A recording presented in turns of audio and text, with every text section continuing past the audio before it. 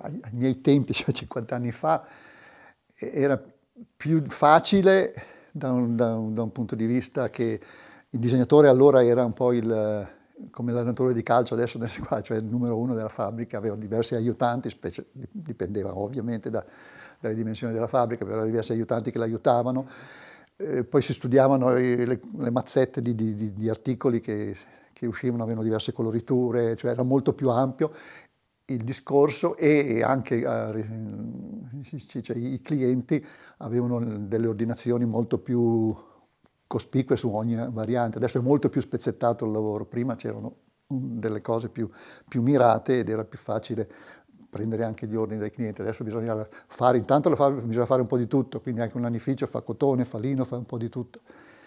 E poi bisogna, oltre a seminare moltissimo, raccogliere col setaccio, come mi diceva il mio capo di una volta, raccogliere l'acqua col setaccio, perché sì, beh, è un mestiere che mi piace moltissimo, mi è sempre piaciuto e più che altro dà molte gratificazioni, specie adesso, diciamo che all'inizio ovviamente incominci come tirapiedi di un ufficio di aiutante, ultimo aiutante, e quindi stai dietro il tuo capo. Io ho avuto un maestro che mi ha insegnato molto, a cui avendo lavorato gomito a gomito con lui, ho imparato moltissimo sia dal lato tecnico che stilistico. Lui conosceva tutti gli stilisti di allora, nascente Versace, per fare un esempio, e tutti gli altri, Armani. Karl Lagerfeld e la sua assistente erano stati a Ravenna per studiare i mosaici di Ravenna e studiare qualcosa del genere. E qui allora gli ho fatto un provino con oro, blu, verde, rosso e giallo per imitare questi, eccolo qui il tessuto. Queste sono altre cose fatte negli anni. Questo qui è un'altra storia bella, l'ho chiamato Siu perché ha messo anche la piuma del... E poi finendolo, questo filato che sembra un bouclé sfilacciava tutto così. Adesso qui è solo un inizio e cambiava completamente. Questo è riuscito per caso, mettendolo in finissaggio abbiamo visto che veniva così, abbiamo insistito e qui arriviamo all'altro che è quello che più ho a cuore perché è stata la mia più grande soddisfazione.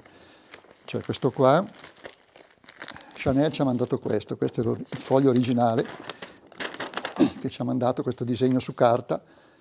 Il fondo era un tessuto unito nero nostro e lui ci ha fatto questo disegno qua. Subito appena arrivato mi ha detto no, è impossibile farlo perché i nostri telai non consentono, ci vorrebbero i telai giaccardi, noi non ne abbiamo, non si può fare un disegno così vasto con tutta sta roba. Anche ho detto, un momento, aspettiamo, fatemi ragionare. Mi sono messo a ragionare e cosa ho fatto? Qui il disegno, praticamente il rapporto che viene a telaio è di 2 centimetri, si ripete sempre, una volta c'è il filato grosso, una volta c'è il filato fine, ma è sempre il disegno così. È venuto quasi una fotografia. Tra l'altro anche questi baffetti multicolor li ho ottenuti. È difficile al giorno d'oggi, anche perché ormai appunto i giovani che si avvicinano adesso a sto lavoro non ne vedo tanti.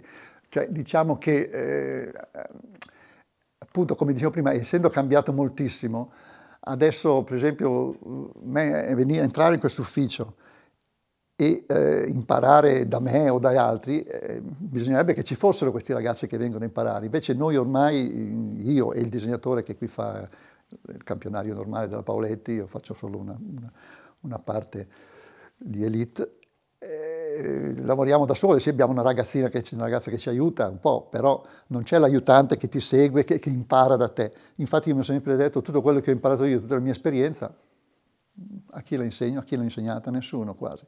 I primi anni sì, avevo qualche aiutante, qualcuno, però poi cioè, non c'è più questa scuola che c'era una volta. La scuola è la scuola che si fa a scuola, però poi quando si arriva in fabbrica è tutta un'altra cosa. E quindi da quel lato lì è più difficile, cioè viene a mancare, secondo me, proprio questa facilità di creare cose nuove, di studiare particolari armature, particolari intrecci che ci danno dei tessuti non banali. Anche se ovviamente i tessuti banali ci vogliono perché la vendita è quasi tutto su quello, però il giovane d'oggi deve cominciare come può entrando in un lanificio e cercare di rubare il mestiere a chi è sopra di lui. Però ripeto, una volta eravamo in tanti aiutanti e tanti disegnatori che insegnavano, adesso i tempi sono cambiati. Ciao.